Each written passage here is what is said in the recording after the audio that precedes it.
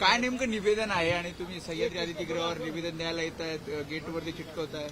मराठा क्रांती ठोक मोर्चाच्या वतीनं आज या ठिकाणी आम्ही मुख्यमंत्री महोदयांना या ठिकाणी आमचा संतोष देशमुख यांच्या मारेकऱ्यांना सगळ्यांना तात्काळ या ठिकाणी फाशीची शिक्षा देण्यात यावी म्हणून आम्ही आज या ठिकाणी निवेदन देण्यात या ठिकाणी आलेलो आहे. आणि मुख्यमंत्री महोदयांना या ठिकाणी आमचं निवेदन घ्यायला या ठिकाणी वेळ नाही का? आज आपण बघत असाल संतोष देशमुखचा भाऊ आज पाण्याच्या टाकीवर जाऊन स्वतःचा जीव या ठिकाणी देत होता. त्याचं कारण असंच का त्याला वाटतं की या ठिकाणी माझ्या भावाला या ठिकाणी न्याय भेटणार नाहीये आणि जे कोणत्या कमिटी या ठिकाणी त्या ठिकाणी नेमलेल्या आहेत त्यांच्या माध्यमातून या ठिकाणी तपास या ठिकाणी व्यवस्थित प्रक्रिया या ठिकाणी सुरू नाही. म्हणून आम्ही मुख्यमंत्र्यांनी या ठिकाणी निवेदन द्यायला आलो का तुम्ही ज्यांच्यावर खंडणीचे गुन्हे दाखल या ठिकाणी केलेले आणि त्यांच्यावर पण तुम्ही 302चे गुन्हे या ठिकाणी दाखल करा जेणेकरून लवकरात लवकर त्या संतोष देशमुखांच्या मारेकऱ्यांना या ठिकाणी फाशीची शिक्षा झाली पाहिजे.